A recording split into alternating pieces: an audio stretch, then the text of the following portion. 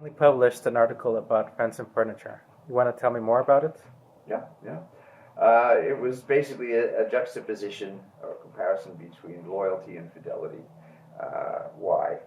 Because we talk much more now about fidelity than we do loyalty, and I think both terms have lost their specificity. They get used interchangeably with a certain amount of confusion, so I thought it might be worthwhile tightening up the definition of what it means. Fidelity is the value we seem to place most emphasis on nowadays because it's the sign if someone betrays someone else or is unfaithful to someone else, well, then that's the end of the relationship, and it's the be-all and end-all of marriages. In fact, fidelity is a contract, and it always has been a contract. In history, it was a way of sealing alliances. It was a means of acquiring property or ensuring the longevity of a family name.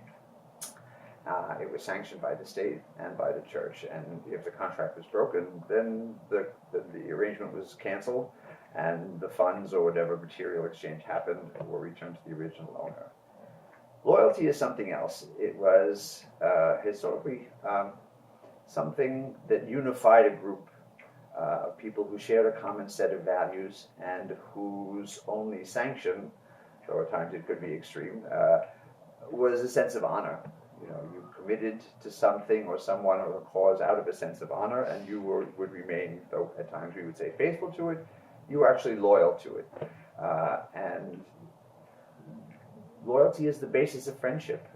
Fidelity is still a commercial transaction. In a marriage, I often wondered if loyalty isn't more important than faithfulness or fidelity, because humans are weak.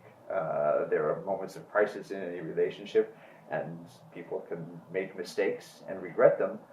But if they are seen as the capital crime in a marriage is being unfaithful, then the relationship can be ended, and perhaps it was never founded on solid ground. I think the most solid ground is really a commitment based on loyalty, where you look at yourself, you look at the partner, and you decide that you have a shared project, you have something in life that will keep you together through the difficult phases, and without encouraging by any means infidelity, I think you have a more solid commitment to understand each other, to remain true to each other, and should someone slip up, well, there are grounds for rebuilding. You have a more solid foundation. And I think if people placed more value in loyalty and forgot a little bit about infidelity, I think marriages could be a lot more successful than they are now.